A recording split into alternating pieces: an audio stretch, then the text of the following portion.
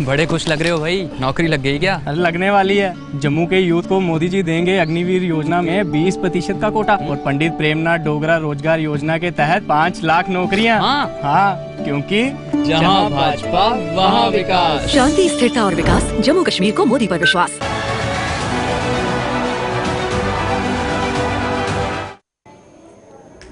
नमस्कार, बहुत बहुत स्वागत आप सबका। जम्मू कश्मीर के अंदर विधानसभा चुनाव दूसरे चरण में दिन भर क्या कुछ रहा, इस कार्यक्रम में विशेष रूप से हम चर्चा करेंगे।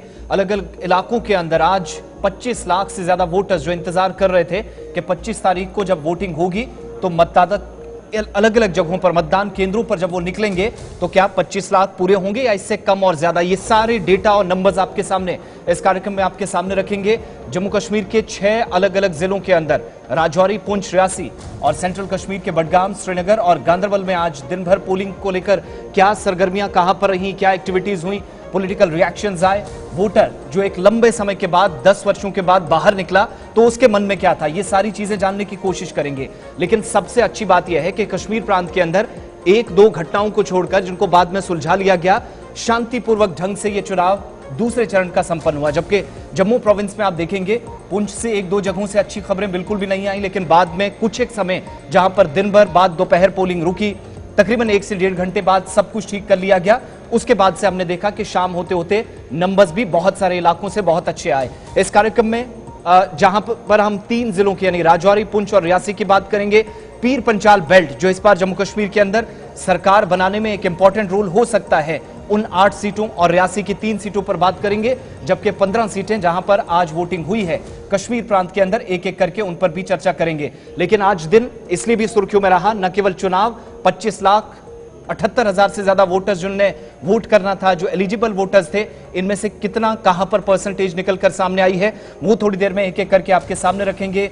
विशेष रूप से खास मेहमान जो जम्मू कश्मीर के अंदर यहां पर पॉलिटिकल सिचुएशन पर या पॉलिटिकल सिनारियो, सिक्योरिटी सीक्वेंस पर नजर रखते हैं, उनकी भी राय लेने की कोशिश करेंगे। और इस कार्यक्रम को, इस चर्चा को आगे में यहां से आगे ले जाने के लिए आशा सरमाल मेरे साथ रहेंगी, कुणाल गोस्वामी हैं और एग्जीक्यूटिव एडिटर इशफाक गौहर भी मेरे साथ रहेंगे।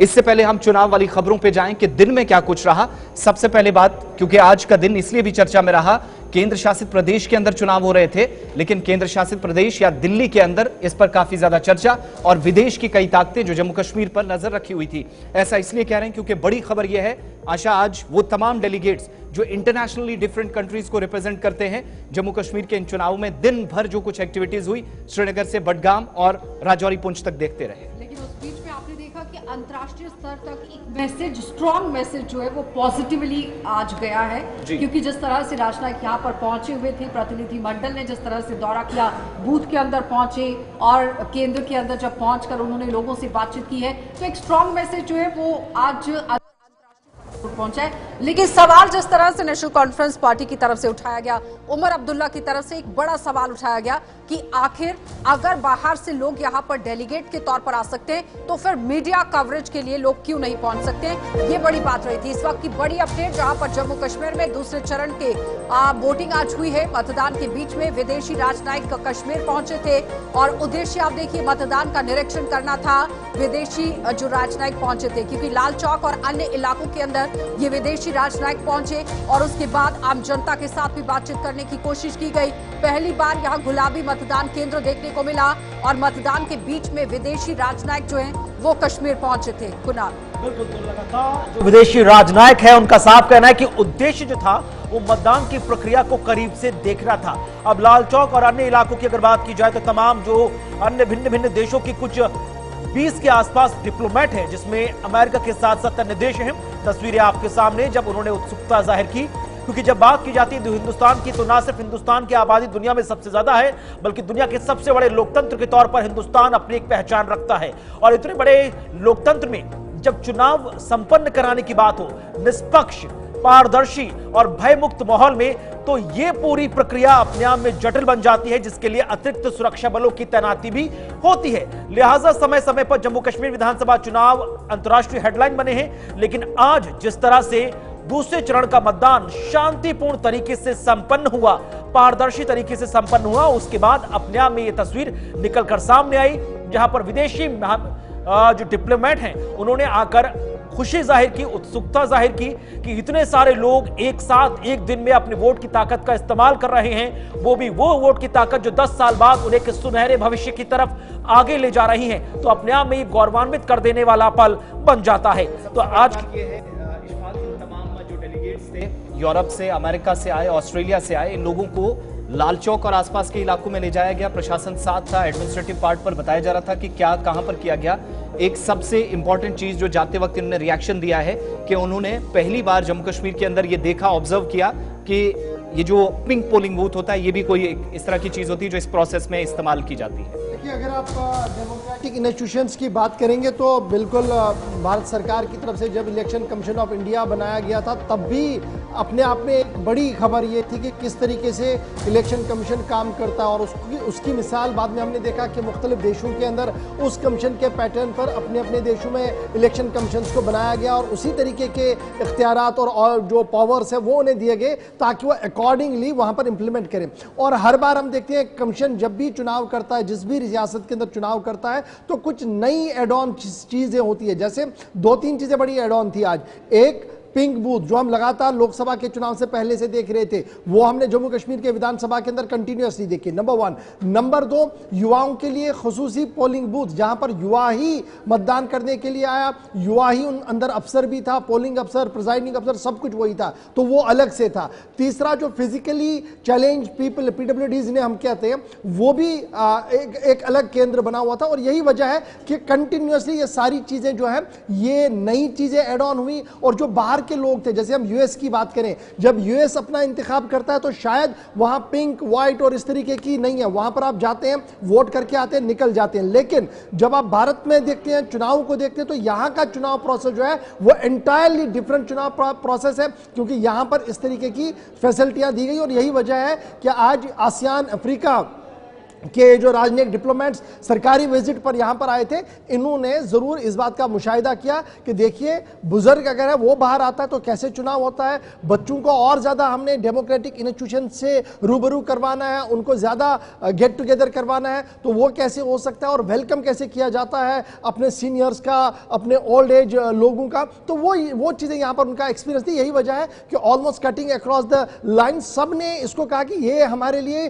फर्स्ट एक्सपीरियंस था, और ये फर्स्ट एक्सपीरियंस शायद बाहर भी देखने को मिलेगा। इंटरनेशनल प्लेटफॉर्म पर देखें तो वहां पर एक स्ट्रॉन्ग मैसेज किस तरह का जम्मू कश्मीर का गया है, क्योंकि बार बार पाकिस्तान की तरफ से भी आरोप लगता था कि कश्मीर के अंदर हालात ऐसे हैं, लेकिन सरकार की तरफ से जब यहाँ 370 को हटाया गया और बार बार बताया गया कि स्थिति पूरी तरह से सही है। देखिए, ये पहला मौका नहीं है जब इस तरीके से इंटरनेशनल फोरम्स के डेलीगेट्स कश्मीर आए हों। आपको याद होगा 5 अगस्त के बाद G7, P7 के लोग भी यहाँ पर आए, और फिर हमने देखा कि एक स्पेशल कन्वेंशन श्रीनगर के अंदर हुआ जिसमें दुनिया भर के लोग वहां पर आए, और ये कहा गया कि देखिए अब एक नया चैप्टर खुला है।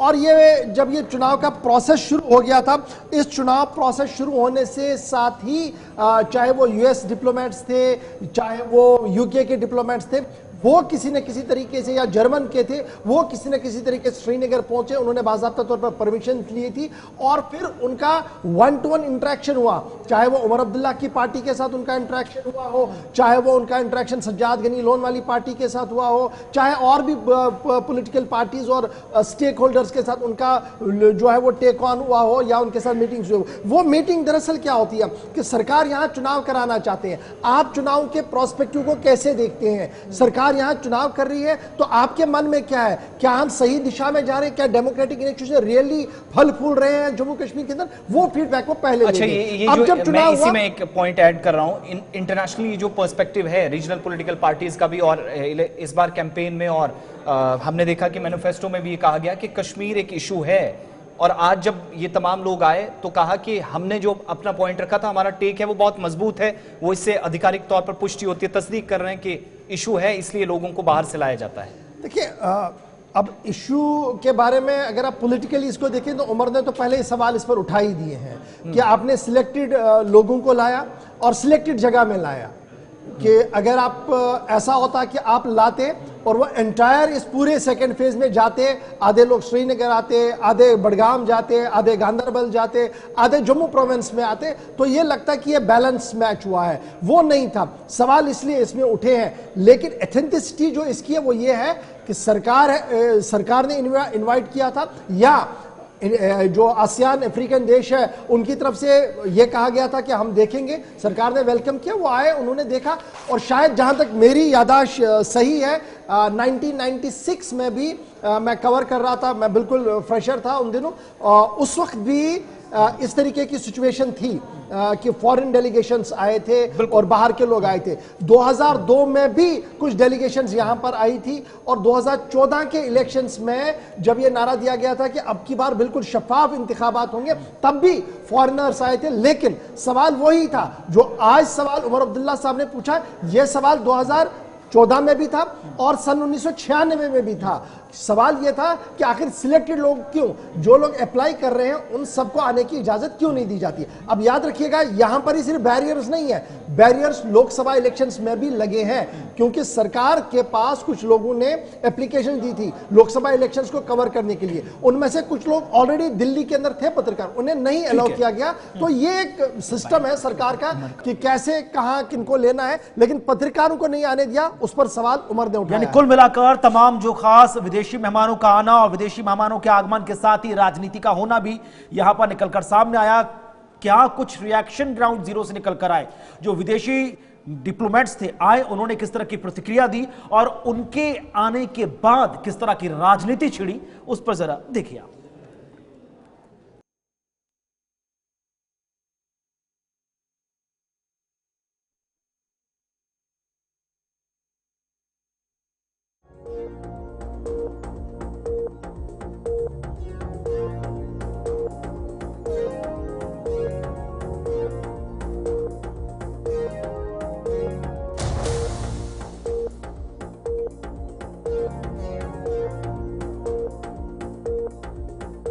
छब्बीस सीटों पर बंपर मतदान की तस्वीर निकलकर सामने आई। शुरुआत में जब हम देख रहे थे कि 7 बजे मतदान की प्रक्रिया शुरू हुई, तो उसके बाद 9 बजे जो आंकड़ा निकलकर सामने आया वो खुश कर देने वाला नहीं था। लेकिन उसके बाद 11 के बाद 1, 1 के बाद 3, जैसे जैसे दिन गुजरता गया, समय गुजरता गया, उसके बाद आंकड़ा लगातार उछलता रहा। उछलने के साथ साथ ये भी चीज निकलकर सामने आई कि लोगों में किस तरह का उत्साह लगातार बना हुआ है। पहले चरण में जिस तरह से बंपर मतदान की तस्वीर हमने देखी, कहीं कहीं पर 80% से ज्यादा मतदान हुआ, उसके बाद दूसरे चरण में भी कुछ वैसी ही स्थिति निकलकर सामने आई। जो फॉरेन डेलीगेट्स वाला मामला है, इस पर गवर्नमेंट का टेक आ गया है। मिनिस्ट्री फॉर एक्सटर्नल अफेयर्स ने बाकायदा तौर पर 16 कंट्रीज के यानी 16 देशों के राजनीतिकों को बुलाया था, जिनमें यूएस, नॉर्वे, सिंगापुर के ऑब्जर्वर्स थे। उन्हें कहा गया था कि हम जी जम्मू कश्मीर के अंदर चुनाव करवा रहे हैं, 5 अगस्त के बाद यह चुनाव है और चुनाव 10 सालों के बाद भी हो रहा है, इसलिए अगर आप आना चाहते हैं तो आप आके खुद देखिए कि जमीन की सूरत-ए-हाल कितनी बदली है और जो इंटरनेशनल फोरम्स पर तकरीरें होती हैं उनमें और जमीन की सूरत-ए-हाल में कितना फर्क है। यही वजह है कि ये जो सिलेक्टेड हम देख रहे हैं कि डिप्लोमेट्स आए हैं, ये दरअसल एक इन्विटेशन थ्रू गया था मिनिस्ट्री फॉर एक्सटर्नल अफेयर्स की तरफ से। और इसी बीच किस तरह की प्रतिक्रियाएं आई वो भी आप देखिए। जब डिप्लोमेट्स आए, चुनाव देखा, तो क्या कुछ उन्होंने कहा। It's a pleasure. It's my first time that I'm visiting Kashmir, Jammu Kashmir. So it's really a privilege to be invited by the Ministry of External Affairs to come and visit firsthand today's polling stations being open. First time here, it's very beautiful. It's wonderful to be amongst the people who are actually here to cast their votes. I see the really vibrant enthusiasm, and this is really democracy working, you know. So congratulations, you know, for well organized polling station. And I was happy to see little kids with their parents. You know, the kids are here, even though you know they can't vote, but I think they're here to learn from their parents, right? How democracy works. So that was really impressive. I see that people are just excited to vote, and they're bringing children so that they can start learning how the democratic process is. This will be the very good voters later, because they are learning the process. They're still when they're still little kids. So this is so fascinating to me. I've never seen this kind of practice before. This is my first time, so it is satisfying. Yeah, this is the pink booth, and there especially it is for women. You know it? Oh, is it? No, but it's you know the movement of he for she. So I'm supporting women, so I'm okay with it. Yes.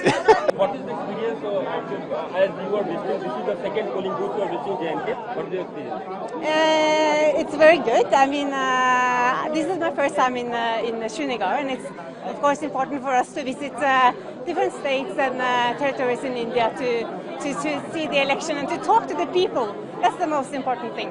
This is your first visit to JNK? Yes, it is. Yes. The organization is very similar to Singapore, where you use government buildings to make it accessible for people. So we are very grateful. नहीं तो क्या मजबूरी थी इनको यहाँ वो आज एक डेलीगेशन आया है बाहर के ये एम्बेसियों से वो श्रीनगर और बाकी जगहों में इलेक्शन देख रहे हैं क्या जरूरत थी उनको यहाँ लाने की सिवाय ये कि वो यहाँ से एक पैगाम भेजना चाहते हैं कि जम्मू कश्मीर के लोग जो है 5 अगस्त 2019 के फैसले के बाद मुतमईन हैं ये डेलीगेशन जम्मू में क्यों नहीं है ये डेलीगेशन रजौरी पूंछ में क्यों नहीं है इस डेलीगेशन को श्रीनगर भेजने का मकसद ही ये था कि ये आपके बारे में एक गलत राय बाकी दुनिया में फैलाएं और हमें इस चीज से होशियार रहना पड़ेगा खबरदार रहना पड़ेगा इन्होंने वो लोग मैदान में उतारे हैं जिनका आज सही रूप जो है सही शक्ल लोगों के सामने आ रही है के बीच ये तमाम जो फॉरेन डेलीगेट्स थे वो जम्मू कश्मीर आए तो उस समय पहला रिएक्शन आने का मतलब ये था कि बाकी एरियाज के अंदर नहीं गए इस पर भी सरकार जवाब दे अगर यहां पर इनवाइट किया गया लेकिन इंटरनेशनली जो पर्सपेक्टिव इसका है कि 5 अगस्त 2019 के बाद पहला बड़ा चुनाव और तमाम लोग यहां कम से कम जो चीजें ऑब्जर्व हो रही इंटरनेशनली आप डिफरेंट रिपोर्ट्स के जरिए आप देखेंगे जम्मू कश्मीर आएंगी ये तो एक बात थी लेकिन कुछ शिकायतें जो कि स्थानीय स्तर पर भी हमने देखी कि प्रशासन ने बहुत सारी चीजें जिनको अपनी जगह ठीक करने की कोशिश की खबर श्रीनगर से जहां पर ये आरोप लग रहे थे कि कुछ लोगों की तरफ से वोटरों को चुनाव से ठीक पहले पैसे दिए जा रहे थे और उनसे वोट मांगा जा रहा था पैसे के बदले लेकिन श्रीनगर के अंदर प्रशासन के मुताबिक रणबीरगढ़ और ज़ैनाकोट के इलाकों में न सिर्फ ये जो घटना घटी थी इसका खंडन किया बल्कि पुलिस प्रशासन को सिविल अथॉरिटीज ने कहा है कि वो एफआईआर उन तमाम लोगों के खिलाफ लगाएं जिन्होंने भी सोशल मीडिया पर यह गलत अफवाह फैलाई है कि रणबीरगढ़ और आसपास के इलाकों में मतदाताओं को पैसे दिए जा रहे थे इशफाक देखिए बिल्कुल जब हम इसको देखें कल रात देर के ये सोशल मीडिया पर काफ़ी खबरें गर्दिश कर रही थी कुछ वीडियोस को भी वायरल किया गया था जिसके बाद बाज़ाब्ता तौर पर इलेक्शन ऑब्जर्वर्स की नोटिस में यह पूरा मामला चला गया था और आज एक तरफ से जहां श्रीनगर के अंदर पोलिंग चल रही थी वहीं दूसरी तरफ से इन तमाम वीडियोज और इन तमाम अफवाहों और खबरों की तहकीकात भी हो रही थी और at the end of the day की तरफ से उसमें यह साफ कर दिया गया है कि ये तमाम एलिगेशंस थी इनमें कोई भी सदाकत नहीं थी और यही वजह है कि जिन लोगों ने माहौल बिगाड़ने की कोशिश की है उनके खिलाफ कार्रवाई भी होगी बिल्कुल श्रीनगर प्रशासन बड़ा बयान जहां पर रणबीरगढ़ और ज़ैनाकोट में पैसे बांटने का बयान सामने आया है मतदाताओं को पैसे बांटने की घटना का खंडन भी किया गया है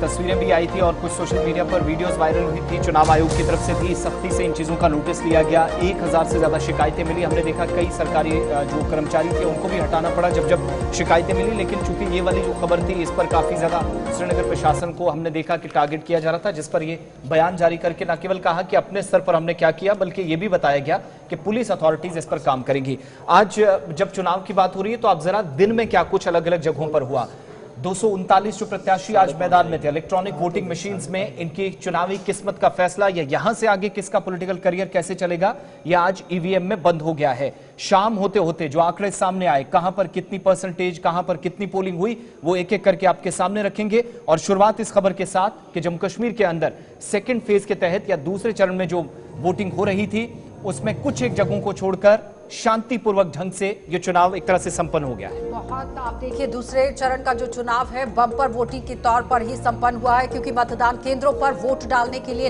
लंबी कतारें नजर रही और लोकतांत्रिक व्यवस्था में किस तरह से लोगों का विश्वास बढ़ा है ये बड़ी बात आज देखने को मिली है क्योंकि जिस तरह से बम्पर वोटिंग आज दूसरे चरण में हुई है ये देखते ही बन रहा था और सबसे बड़ी लोकतंत्र की मिसाल आज जम्मू कश्मीर के अंदर कामयाब हुई है, जिसमें आप देखिए 6 जिलों के अंदर 26 सीटों पर यह चुनाव हुआ है। और मतदान केंद्रों पर जब वोट डालने के लिए लोग पहुंच रहे थे, जब उनसे बातचीत हो रही थी, तो वो कह रहे हैं कि डेवलपमेंट को मद्देनजर रखते हुए आज अपने वोट को कास्ट किया गया है। शिक्षा के क्षेत्र को लेकर काम करने की जरूरत है, हेल्थ सेक्टर को मद्देनजर रखते हुए यहाँ पर वोट डाला गया है। और साथ ही साथ आप देखिए जिस तरह से टूरिज्म को बढ़ाने की बात हुई है, इंफ्रास्ट्रक्चर को बढ़ाने की बात हुई है, आज युवा बढ़ चढ़कर अपने घरों से बाहर निकला है, लंबी लंबी कतारों में देखा गया। इस बीच में महिलाओं ने अपने मत का प्रयोग किया, लेकिन इसके साथ साथ जिस तरह से आज वोट बैंक लगातार बढ़ता चला गया, वोट शेयर के तौर पर अगर देखा जाए, ये तो 8 तारीख को यहाँ पर सामने आएगा कि आखिर किस पार्टी के खाते में कितनी सीटें और कितने वोट शेयर के तौर पर यहाँ वोट जो है वो गया है। लेकिन फिलहाल जो जमीनी सतह पर आज तस्वीरें देखने को मिली है, वो एक लोकतंत्र की मिसाल कायम कर 1 लाख से अधिक ऐसे लोग थे 18 से 19 साल जिनकी उम्र पहली बार जिनने आज वोट डाला है। 100 साल के बुजुर्ग भी हमने वोट डालते देखे और 75 या 85 साल के बुजुर्ग महिलाएं अलग अलग जगहों पर वोट डालने के लिए, जिनके लिए व्यवस्था चुनाव आयोग की तरफ से की गई थी। इनमें ग्रीन पोलिंग स्टेशन थे, पिंक पोलिंग बूथ थे, जहां पर महिलाओं के लिए विशेष रूप से जो इंतजाम थे वो किए गए थे।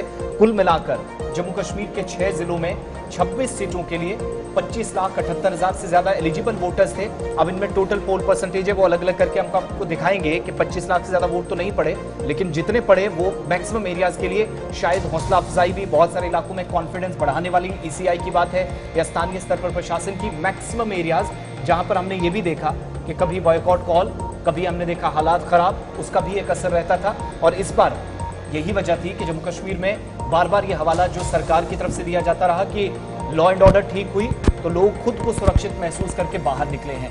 अलग अलग 26 सीटों पर जहां पोल परसेंटेज क्या रही कि उसकी तरफ इससे पहले हम जाएं, शुरुआत जरा सेंट्रल कश्मीर के श्रीनगर से करेंगे। इशफाक हमारे साथ हैं। इशफाक, वो एरियाज डाउनटाउन और आसपास के इलाकों में आज क्या होना था, शायद ये 5, 7 या 10, 15 दिन पहले साफ हो गया था।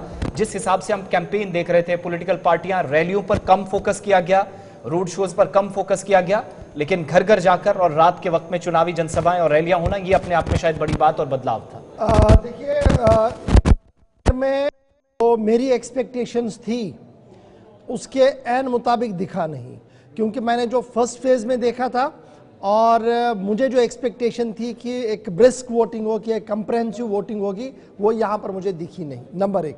नंबर 2, फिर जब आप शहर और देहात की बात करते हैं तो हमेशा ये देखने को मिला है कि सिटी के अंदर वोट परसेंटेज कम होता है, लेकिन जब आप एक्सट्रीम पर चले जाते हैं, गाँव के अंदर चले जाते हैं, टाउन्स के अंदर चले जाते हैं, वहाँ वोट परसेंटेज बढ़ रहा है। अब की बार वो चीज़ भी उतनी ज़्यादा विजिबल नज़र नहीं आई। तीसरी बड़ी बात, जब आप श्रीनगर शहर की बात करते हैं तो अगर हम शुरुआत हजरत बल से करते हैं जो एक साइड पर है, यहाँ पर हमेशा वोटिंग जो थी एक नॉर्मल वोटिंग हुआ करती थी और इस उम्मीद के साथ वोट हुआ करता था कि हर साल ये उम्मीद लगी थी कि सबसे ज़्यादा होंगी। लेकिन जब हम कैंडिडेट्स की बात करते हैं तो अच्छे खासे कैंडिडेट हमारे हर एक असेंबली सेगमेंट में थे, लेकिन उसके बावजूद भी वोट परसेंटेज जो है वो उतना बड़ा नहीं जिसकी एक्सपेक्टेशन की जा रही थी। श्रीनगर के अंदर जो डिस्ट्रिक्ट श्रीनगर है, तकरीबन 13 के करीब कैंडिडेट्स ऐसे थे जो इस असेंबली सेगमेंट के अंदर आए थे और ये अंदाजा लगाया जा रहा था कि यहां पर पोल जो है वो तकरीबन 30, 35 या 40 हज़ार से ऊपर वोट पड़ेगा, लेकिन अभी तक जो हमारे पास फिगर्स आए हैं वो उतने नहीं है। इसलिए मुकाबला यहां पर इंतहाई सख्त हो गया है बिटवीन नेशनल कॉन्फ्रेंस एंड पीपल्स डेमोक्रेटिक पार्टी, क्योंकि दोनों पार्टियां शाम को दावा करती हुई नजर आई कि हमारे वर्कर सबसे ज्यादा बाहर आए, उन्होंने जीता। फिर आप जिस तरह से आप श्रीनगर सीट की ही बात कर रहे थे, साथ आपने हजरत बल का नाम लिया। आशिया नकाश जो कि पीडीपी पार्टी से ताल्लुक रखती थी, 2014 में वहां से जीतकर सामने आई थी, लेकिन इस बार जब हम श्रीनगर की बात करते हैं, पूरे श्रीनगर डिस्ट्रिक्ट को जब हम देखते हैं, जिसमें ईदगाह है, खान्यार है, छानपुरा है, चादीबल है, लाल चौक है, सेंट्रल शालटेन का इलाका है, हजरत बल है, हब्बा कदल है। हब्बा कदल में आज सबसे ज्यादा वोटिंग नहीं हुई है, सबसे कम वोटिंग देखी गई है। हम सुबह भी कुणाल के साथ में यही बात कर रहा था कि हब्बा कदल एक ऐसी कॉन्स्टिट्यूएंसी है जो डोमिनेटेड रही है कश्मीरी पंडितों के साथ, और वहां पर हमेशा कोई ना कोई, जब भी इलेक्शन हुए हैं तो कश्मीरी पंडित जीत कर आए हैं, अक्सर मेजॉरिटी ऑफ टर्म्स पर वही हुआ है। अब की बार क्योंकि वहां एक नया परिसीमन बना, नए इलाके आए, पुराने इलाके कटे, लेकिन वहां पर पोल परसेंटेज जितना हुआ है वो एज पर एक्सपेक्टेड लाइन था, उससे ज्यादा वहां पर नहीं बढ़ सकता था, क्योंकि वहां की जो टोपोग्राफी और आबादी है वो एंटायरली डिफरेंट है। वो दिन में काम करते हैं, शाम को खाते हैं, इस तरीके की सूरत हाल है। कि क्या सिर्फ ये जो परिसीमन के बाद स्थिति थी कि भाई आप जो कैंडिडेट थे उनके जो परंपरागत वोटर्स थे वो छिटक गए, नए वोटर्स को कॉन्फिडेंस में लेना भी बहुत बड़ी चुनौती थी, तो सिर्फ वो इस एक कॉन्स्टिट्यूएंसी तक सीमित रहा, या फिर इस दूसरे चरण के तहत 5 से 6 कॉन्स्टिट्यूएंसी परिसीमन के बाद जो क्रिएट की गई उन सब में ऐसी स्थिति बनकर सामने आई? एंटायर श्रीनगर में सिचुएशन यही है। श्रीनगर शहर की जब आप बात करें, जब आप शहर से बाहर आएंगे तो आपको एंटायरली सिचुएशन चेंज नजर आएगी। शहर में हमेशा वोट परसेंटेज कम होता है, लेकिन as compare to 2014, as compare to 2002, आज के मामले में एंटायरली डिफरेंट पोजीशन है। वो ये है कि पोल परसेंटेज बड़ा है, घटा नहीं है। जहां 2%, 3% आप खानियार में देखते थे 8% तक जाता था, वो एंटायरली अप हो गया है। इसी तरीके से जो ईदगाह कॉन्स्टिट्यूएंसी है जिसका जिक्र अभी आशा भी कर रही थी, ये कुछ नए इलाके आए, कुछ पुराने इलाके कटे, लेकिन हाई प्रोफाइल होना और बाइकॉट वाली कॉल्स वहां पर चलना, अब की बार ये चीजें नहीं थी। लेकिन तब भी जब आप देखेंगे 96 के मुकाबले में 2002, 2014 का जब आप पोल परसेंटेज देखेंगे तो यहां पर भी आपको अप्रॉक्सीमेटली एक शिफ्ट लगेगा, बड़ा हुआ नहीं दिखेगा। वोट बड़ा है, ये नहीं कि बिल्कुल नहीं बड़ा है, डाउन हुआ है श्रीनगर का, लेकिन जो उम्मीदें मेरी थी कि शायद नौजवान बड़े पैमाने पर आकर एंटायर पोलिंग बूथ्स पर दिखेंगे, श्रीनगर के अंदर ऐसा नहीं देखने को मिला, शहर के अंदर। लेकिन जो ही अब शहर से थोड़ा सा बाहर आएंगे, जैसे लाल चौक वाली कॉन्स्टिट्यूएंसी है, उसका एक एरिया लाल चौक है, एंटायर दूसरा एरिया जो है वो आपको दिखेगा आधा बटमा साइड से, और जालिम के उस साइड से जब आप नजर डालेंगे तो लंबी लाइनें भी दिखी, ब्रिस्क वोटिंग भी देखी। लेकिन जब आप इस पार आएंगे तो आपको बिल्कुल ठंडा माहौल दिखेगा। यही वजह है कि जब आप कश्मीरी पंडितों का ही फैक्टर रहा है। देखिए, कश्मीरी पंडितों का एक कॉन्स्टिट्यूएंसी में फैक्टर है कि 15,500 के करीब टोटल लोग हैं जिन्होंने आज वोट करना था इन सभी कॉन्स्टिट्यूएंसीज के अंदर सेकंड फेज में। इसमें हबा कदल के अंदर तकरीबन 5-6 हज़ार के करीब जो मेरा फिगर है उतने वोटर्स थे।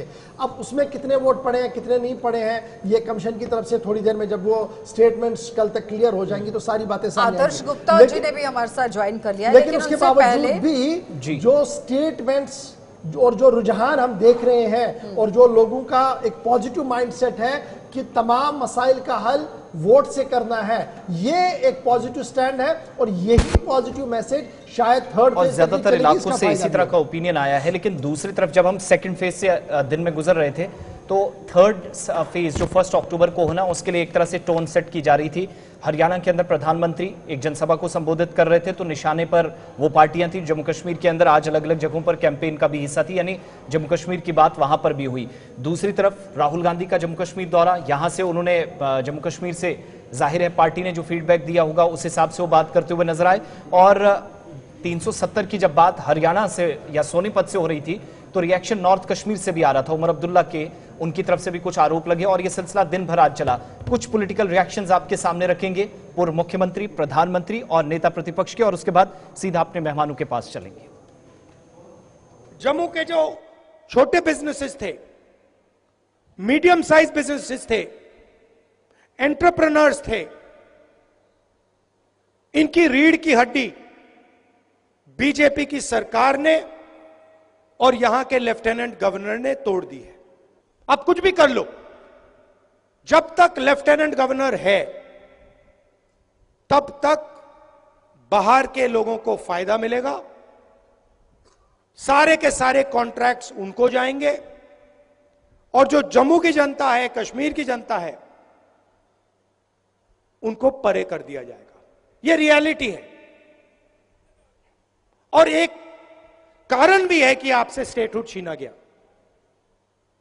कि वो चाहते हैं कि जम्मू कश्मीर को जम्मू कश्मीर के लोग ना चलाएं, बाहर के लोग चलाएं, लेफ्टिनेंट गवर्नर के माध्यम से काम हो और जम्मू कश्मीर की जनता की जो प्रोस्पेरिटी है वो खत्म हो जाए। ये आक्रमण जो जम्मू कश्मीर में स्मॉल और मीडियम बिजनेसेस पे हुआ है, ये बाकी देश में भी हुआ है।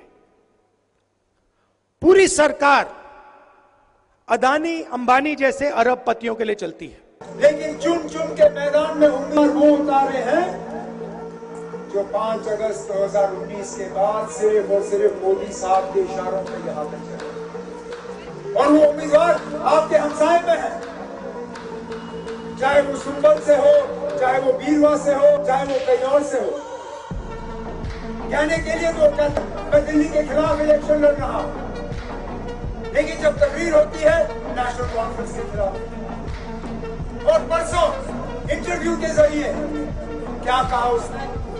कहा कि वजीर आजम नरेंद्र मोदी साहब ने इंजीनियर रशीद साहब को 2018 में बुलाया, उससे 1 घंटे मुलाकात की, और उस मुलाकात के दौरान मोदी साहब ने इंजीनियर रशीद को कहा कि मैं जम्मू कश्मीर से 370 हटाने वाला हूं।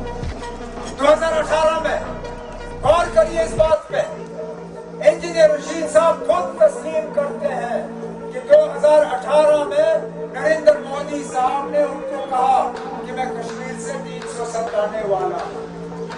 मैं मजबूर होता हूं पूछने पे इंजीनियर रशीद साहब से, जनाब अगर 2018 में मालूम था कि 370 हटने वाला है, आप 2019 तक खामोश क्यों रहे? हरियाणा की वीर माताओं की हजारों संतानें आज बॉर्डर पर है। यहां के अनेक संतानें हैं जिन्होंने जम्मू कश्मीर में हालात को सामान्य बनाने में मदद की है। वहां आतंक और अलगाव के जख्म हरियाणा के वीर बेटों ने अपने सिर पर खाए हैं। अब मत भूलिए, कांग्रेस की कुनीति से निकले पत्थर हरियाणा की संतानों पर फेंके जाते थे। आज जब जम्मू कश्मीर में शांतिपूर्ण मतदान होता है तो सबसे अधिक खुशी हरियाणा की वीर माताओं को होती है। लेकिन कांग्रेस और इसके साथियों को जम्मू कश्मीर में शांति पसंद नहीं है। कांग्रेस जम्मू कश्मीर में फिर से धारा 370, आर्टिकल 370 वापस लाना चाहती है। कांग्रेस जम्मू कश्मीर में आतंक और अलगाव को फिर से हवा देना चाहती है। तुष्टीकरण के लिए कांग्रेस देश के दुश्मनों के एजेंडा को भारत में लागू करना चाहती है। ऐसी कांग्रेस को आप हरियाणा के लोग सबक सिखाएंगे, ये मुझे पूरा भरोसा है। आर्टिकल 370 को वापस लाना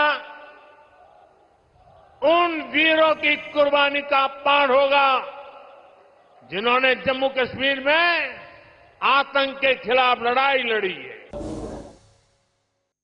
लेकिन जिक्र हरियाणा के अंदर, दिल्ली के अंदर और केंद्र शासित प्रदेश जम्मू कश्मीर के अंदर भी काफी ज्यादा दिन भर चर्चा होती रही। और शाम 5 बजे तक जो डेटा एनालाइज हम कर पाए, इलेक्शन कमीशन ऑफ इंडिया की तरफ से डेटा प्रोवाइड किया गया, उसके मुताबिक 50 से 55% के आसपास जो वोट पड़े हैं उसमें सबसे कम पोलिंग श्रीनगर जिले के अंदर हुई है। बडगाम और गांधरबल में भी थोड़ी देर में एक एक करके उस तरफ भी चलेंगे। कॉन्स्टिट्यूंसी वाइज आप देखेंगे तो अभी तक की जानकारी या जो शाम 5 बजे तक का जो डेटा पता चलता है कि बडगाम में 58.97 यानी तकरीबन 59% के आसपास, राजौरी के अंदर 67.77, ये राजौरी और पुंछ के अंदर सबसे ज्यादा, तीसरे नंबर पर रियासी 71.81, पुंछ में भी 72% के आसपास वोट डाले गए। गांधरबल में 60% का वो जो आंकड़ा था, एक बेसिक या टेंटेटिव फिगर रहता है, उसको टच नहीं किया जा सका। लेकिन शुरुआत श्रीनगर से करेंगे जहां पर बाकी बयान या बातें काफी ज्यादा होती रही, उस पर थोड़ी देर में चलेंगे। इशफाक, श्रीनगर से ही कर लेते हैं और उसके बाद आदर्श साहब के पास भी चलेंगे, हमारे साथ ज्वाइन किए हुए हैं। 3 ऐसी कॉन्स्टिट्यूंसीज 8 में से जहां पर 30, एक जगह पर भी 30, हजरतबल में 30, इसके अलावा ईदगाह में 34 और लाल चौक के अंदर 31% से कम वोट। 3 जगहों पर 30% का आंकड़ा टच कर लिए, किस तरफ इशारा है? जब आप एनालिसिस को खोलेंगे खंगालेंगे तो दो चीजें बड़ी आपको देखनी पड़ेगी। एक ये कि जो सेंट्रल शाल्टिंग है ये बिल्कुल नई एक असेंबली सेगमेंट हमारे पास थी परिसीमन के बाद, और फिर छानापुर असेंबली, ये दोनों पहली बार जा रहे थे और दोनों जगहों पर अगर आप देखेंगे कंपेरेटिवली बड़ा ठीक है फिर, क्योंकि एक जगह पर सेंट्रल शाल्टिंग में आपके 30% से ऊपर ही मिले हैं वोट, और छानपुरा में भी आप अराउंड 30 के आसपास है, 28-29 के आसपास है। तो ये जो मैं बेनिफिट ऑफ डाउट देकर मान रहा हूँ कि ये ठीक है जी, यहाँ पर इससे ज़्यादा मेरी एक्सपेक्टेशन नहीं थी। लेकिन जब आप हब्बा का दल पर आते हैं और फिर हजरत बल पर आते हैं, यहाँ पर मेरी एक्सपेक्टेशंस कुछ ज़्यादा थी। लेकिन मैंने पहले ही कह दूँ कि जो रेस्ट जब मैं देख रहा हूँ कि 96, 2000, उसके बाद जो 2-3 चुनाव हुए हैं 96 के बाद, उसके मुकाबले में आज आपको बड़े बेहतर नतीजे यहाँ से दिखे हैं, वोटर बाहर आया है। लेकिन जो एक्सपेक्टेशंस थी शायद वो चीज़ें कि बहुत सारे पोलिंग बूथ्स पर जहां 1000 वोट था वहां पड़े ही हैं 200-300 के करीब वोट, और जो मेजर वोट हब्स माने जाते थे वहां जैसे नौहट्टा का एक बेल्ट है वहां सबसे ज्यादा होता था, वहां भी आधे ही वोट पड़े। अब ये आधा वोट क्यों पड़ा है? क्या वो दिलचस्पी कम हुई है, लीडर को लेकर प्रॉब्लम है, क्या है, वो तो आने वाला वक्त बताएगा। लेकिन जितने भी वोट पड़े हैं ये कंपेरेटिवली जब आप देखेंगे इसको तवाजुन, जब आप इसको बिलतरतीब देखेंगे सन 1996 से जो चुनाव है तो काफी बेहतर है, मायूस को नहीं है। एक्सपेक्टेशन बहुत थी लेकिन तब भी। अच्छा, दूसरी एक चीज जो इस पूरे प्रोसेस में है, पीसफुल हुआ है, ये सबसे बड़ा क्रेडिट है। सब चुनाव पीसफुल हुआ है, कहीं पर कोई पत्थर नहीं चला, कोई नाराबाजी नहीं हुई। वरना मुझे याद है असेंबली के चुनाव हो और शहर में टेयर गैस शेलिंग शाम को ना हो, यह सवाल ही पैदा नहीं हो।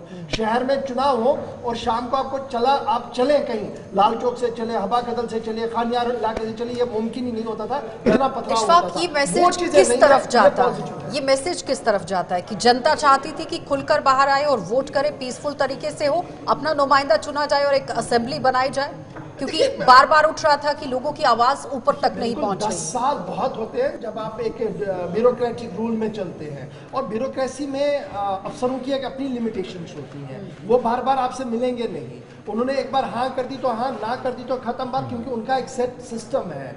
जबकि शहर के अंदर आज भी बुनियादी परेशानियां हैं, बिजली, पानी, सड़क, रोजगार के मामले, कॉलेज, यूनिवर्सिटी के मामले, एडमिशन्स के मामले, हजारों मामले हैं। फिर दूसरा बड़ा मामला है कि हजारों लोग जेलों के अंदर भी है, उनकी रिहाइयों का भी मामला है। तो एक इलेक्टेड गवर्नमेंट की जरूरत थी वहां पर, और ये जमहूरी हक भी है, एक फंडामेंटल राइट है कि इंसान अपना वोट दे, अपनी हुकूमत बनाए और उसे अकाउंटेबल बनाए कि भैया बताओ अब आप मेरे लिए क्या कर रहे हैं। मैंने तो अपना काम कर दिया, मेरा जो फर्ज था मैंने आज दिया, अब आप कल आपसे आपका इम्तिहान शुरू होगा, अब आप क्या करेंगे। वो चीज जो कम हो रही थी, नजर नहीं आ रही थी। शायद ये एक फैक्टर है कि पीसफुली जितने भी लोग आए वो बाहर आए, पीसफुली सारा कुछ प्रोसेस कंक्लूड हुआ, और एक्सपेक्ट ये करें कि जो हुकूमत बने वो भी पीसफुल बने, बिना किसी हलचल के। आदर्श जी भी हमारे साथ ज्वाइन किए हैं। आदर्श जी बहुत बहुत शुक्रिया, धन्यवाद वक्त देने के लिए। जब पूरे दिन में जो कुछ रहा उस पर हम डिस्कस कर रहे हैं। कुछ एरियाज की पोल परसेंटेज पिछले सालों के मुकाबले काफ़ी अच्छी, कुछ जो है वो एवरेज वो लाइन लेकर हम चले तो शायद उसके बराबर ही। कैसे ओवरऑल इस दिन को, पार्ट 2 25 सितंबर के दिन को 6 डिस्ट्रिक्ट्स 26 हल्कों के लिए आप कंक्लूड करेंगे? तो मैं गुलिस्तान को मुबारकबाद देता हूँ और आप सबको मुबारकबाद देता हूँ कि जिस तरह से सुबह से लेके अब तक आपने एक एक सीट और एक एक पोलिंग बूथ के बारे में एनालिसिस किया, और जी हमारे लिए कुछ बोलने के लिए छोड़ा हो, लेकिन फिर भी हम ये कहते हैं कि बहुत ही अच्छी तरीके से पीसफुल पोलिंग हुई है। मैंने भी आज तक कश्मीर के अंदर इस तरह की पीसफुल पोलिंग नहीं देखी है, चाहे वो 84 साइलेंट की बात करें, या कहीं की बात करें, या बात की बात करें, बहुत अच्छे तरीके से पोलिंग हुई है। जहाँ तक श्रीनगर या कुछ एक दो कॉन्स्टिट्यूंसीज में अगर पोलिंग कम हुई है तो वो कोई बड़ी बात नहीं है। यहाँ शहरों में पहले भी पोलिंग कम होती रही है, लेकिन जिस तरह से जम्मू और जब पीर पंजाल एरिया में बढ़ चढ़ कर लोग बाहर निकले हैं, कश्मीर में भी बढ़ चढ़ कर लोग बाहर निकले हैं, सीधी सी बात है, लोग चाहते हैं कि हम यहाँ पे हमारी डेमोक्रेसी बहाल हो, हमें हमारा रिप्रेजेंटेटिव मिले, हम गवर्नमेंट बना सके। जिस तरह से आप सबने बार बार कहा है कि ये बहुत मुश्किल होता है कि ब्यूरोक्रेट से काम करवाना और वहां तक आपकी पहुंच नहीं हो पाती, इस चीज को लेकर आज लोगों ने साबित कर दिया है कि जम्मू कश्मीर के अंदर सरकार का होना बहुत जरूरी है। जम्मू कश्मीर के अंदर इलेक्टेड गवर्नमेंट होनी चाहिए, जम्मू कश्मीर के अंदर उनका रिप्रेजेंटेटिव होना चाहिए। 10 साल उन्होंने इंतजार किया है, 10 साल के बाद जिस तरह से वो आदर्श जी, इलेक्टेड गवर्नमेंट अगर बन भी जाती है, असेंबली चुनकर आ जाती है, रीऑर्गेनाइजेशन एक्ट 2019 है, सेक्शन 55 इम्पोज्ड है, उसके बावजूद कितनी चुनौतियां रहेंगी? क्योंकि असेंबली तो बनकर आ जाएगी, काम जो लोगों के साथ वादे किए हुए हैं उस पर फोकस करना है, वो किस तरह से होगा? अच्छा जी, समय के साथ साथ बहुत कुछ तब्दीली आती जाती है। ये पहले नहीं थे इम्पोज थे, बाद में सारे इम्पोज किए कि कल को आपको यहाँ पे राज्य का दर्जा मिल जाता है और आपकी ये इम्पोजिशन बहुत सी इसमें से खत्म हो जाएगी। बहुत सी चीजें जो आपके काम करने के लायक हो जाएंगी, पोजीशन तो बनेगी नहीं। ये हालात को देखते हुए किया गया, हालात बदलते को देर नहीं लगती है। जिस तरह से लोगों की रुचि दिखाई दे रही है, जिस तरह से लोग इस वक्त, सबसे बड़ी बात है पीसफुल, कहीं भी कोई, ये बिल्कुल सही कहा, हमने भी श्रीनगर जाते रहे हैं, देखते रहे हैं, शाम को गलियों में निकल नहीं सकते थे, आंखों में आंसू आते थे, टीयर गैस से चली होती थी, कहीं निकलना मुश्किल हो जाता था। लेकिन आज जिस तरह से हो रहा है तो हालात बदलते को देर नहीं लगती। कल कोई भी चीज जो है अगर गवर्नमेंट ने यहाँ पर लगाई है तो बेटरमेंट के लिए लगाई है लोगों के लिए। अगर लोगों को लगेगा, उनको लगेगा कि लोगों के लिए ये बेटरमेंट नहीं है, दूसरी चीज बेटरमेंट है, तो बेटरमेंट करने और चेंज करने में कौन सा समय लगता है? अच्छा आदर्श जी, सुबह भी आप हमारे साथ लाइन ड्रॉप होगी तो ये सवाल रह गया था, जरा इसको मैं जरा आज कंक्लूड कर दूं। अब आज सेकंड फेज पूरा कंप्लीट हो गया है, ऑल इज वेल है, तो हम उम्मीद करेंगे जो नई बिगिनिंग होगी वो भी अच्छी हो जब सरकार बने। लेकिन आज हमारे ऑलमोस्ट 50 सीट्स का चुनाव मुकम्मल हो गया है। ये 50 सीटें जो चुनाव हो चुका है, यहाँ पर क्या कुछ आप देख पा रहे हैं? आपका एनालिसिस क्या है? क्या एक स्टेबल गवर्नमेंट की ओर हम जा रहे हैं या हम एक हंग की ओर जा रहे हैं? बस इतना सा एक छोटा सा इशारा आपसे चाहूंगा। ये बहुत छोटा नहीं है, एक बहुत बड़ा सवाल आपने कर दिया है। इस वक्त तक तो हम बस हंग की तरफ ही जा रहे हैं, यही कहना पड़ेगा। लेकिन है कि तीसरे फेज में चूंकि बहुत इंपॉर्टेंट होगा, जम्मू डिस्ट्रिक्ट है, उधमपुर डिस्ट्रिक्ट है, कठुआ डिस्ट्रिक्ट है, वो बहुत कुछ डिसाइड करेगा।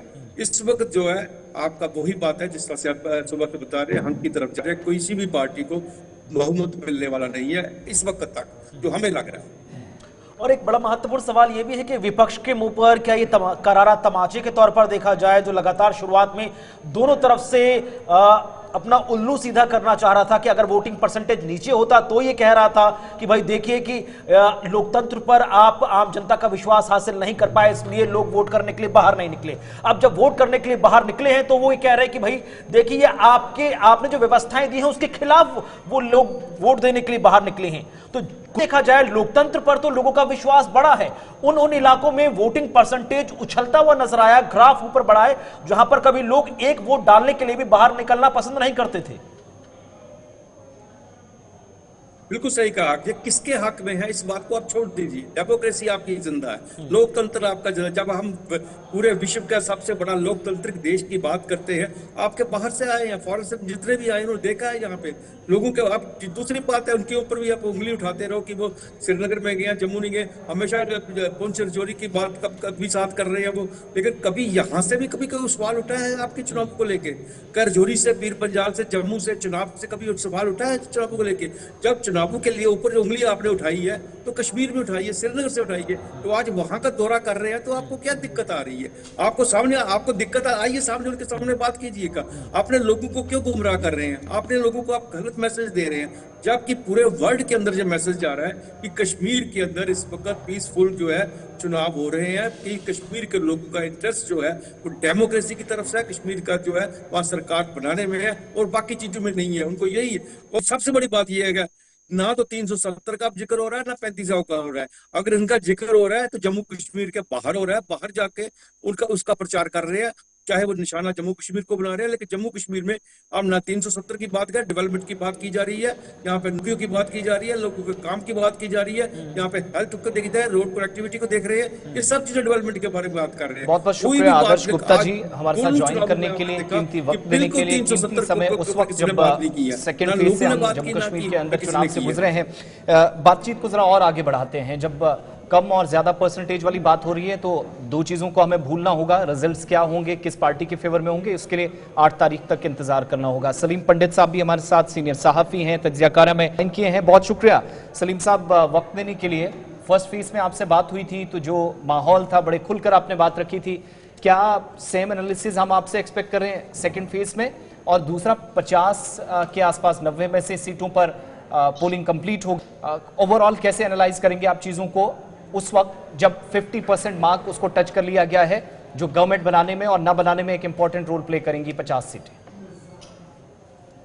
देखिए, मैं पहले गवर्नर साहब मैं एक बात करना चाहता हूँ यहाँ श्रीनगर के बारे में जी। जैसे आपने अभी कहा कि श्रीनगर में बहुत पोलिंग कम हो गई compare to other parts of this state union territory.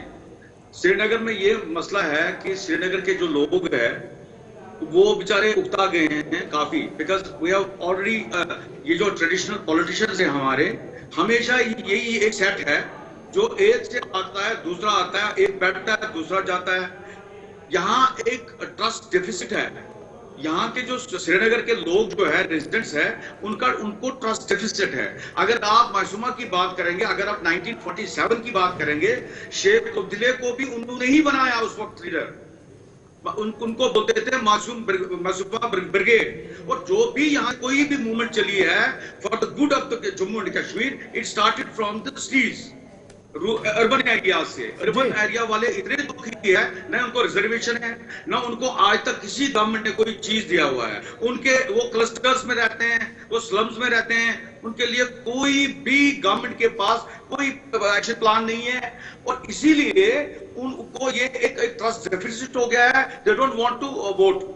मसला ये है, आप चाहे कोई भी हो, एक आदमी उठता है तो दूसरा आदमी बैठता है। और दूसरी बात, ये जो फैमिली का ये एक सिलसिला चलता आ रहा है, ये भी एक कारण है। क्योंकि श्रीनगर वाले अगर आप कंपेयर करेंगे, मैं ये नहीं बोलता हूं कि अर्बन एरिया में पढ़े लिखे लोग नहीं है।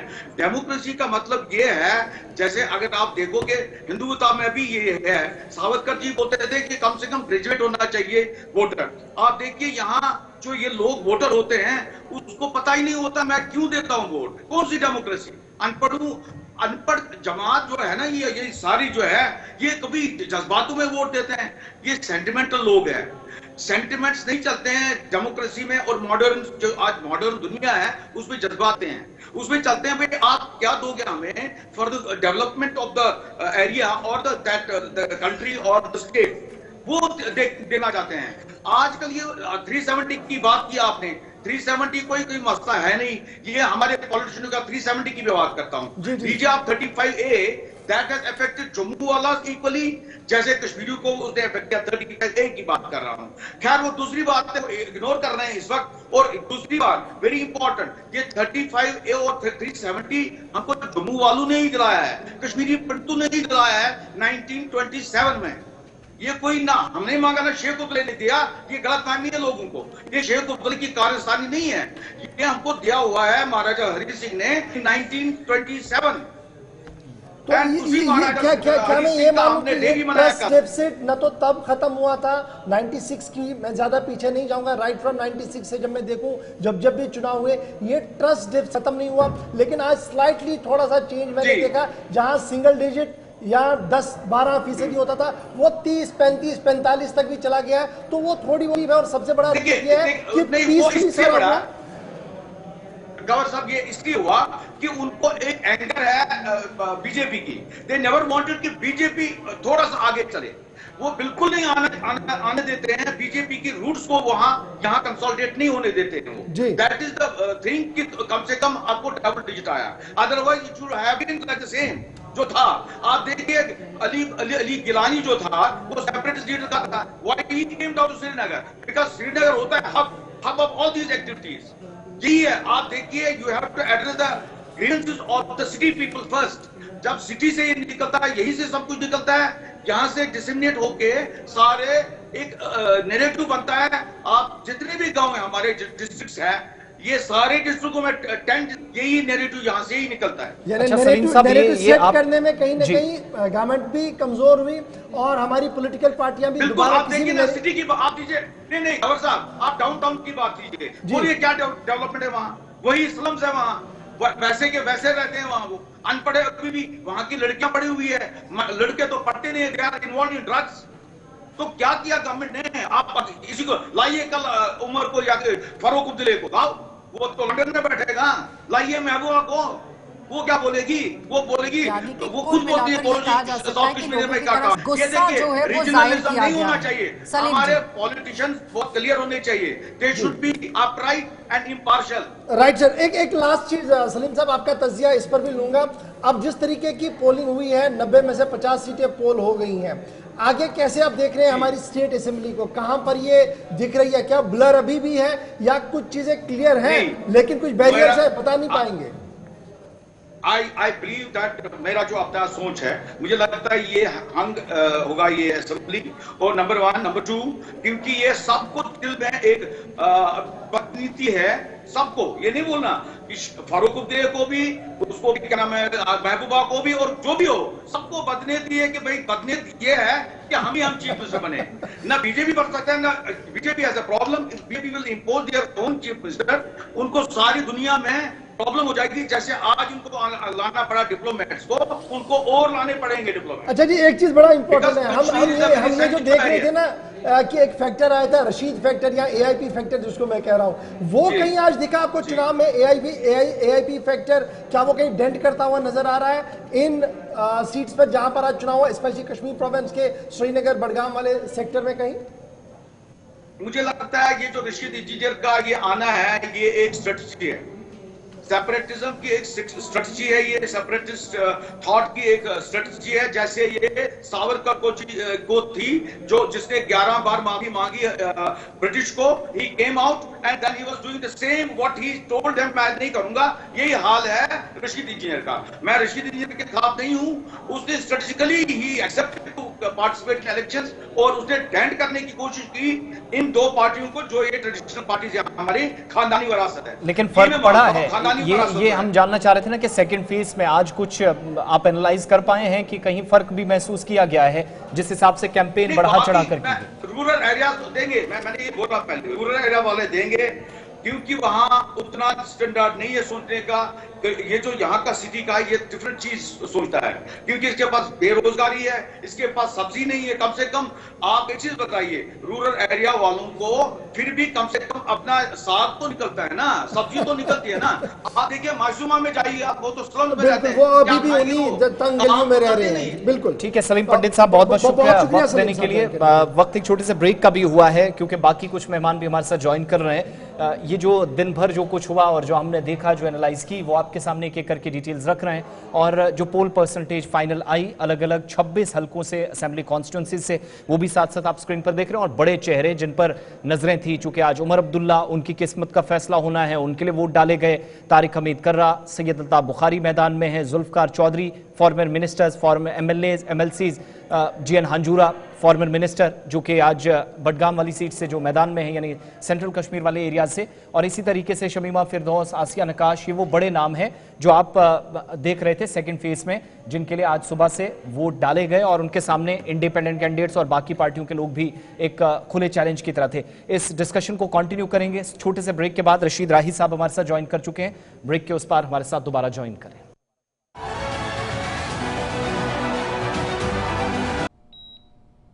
मेडिकल में तो पहले से काफी तरक्की हो गई है। अभी तो और भी होगी भाई साहब, क्योंकि मोदी जी देंगे अब 7 लाख का आयुष्मान कार्ड। महाराजा हरि सिंह योजना के तहत अब मुफ्त एक्सीडेंटल इंश्योरेंस और 1000 नए अतिरिक्त मेडिकल सीट्स भी। सच में? हाँ, क्योंकि जहाँ भाजपा वहाँ विकास। शांति, स्थिरता और विकास, जम्मू कश्मीर को मोदी पर विश्वास।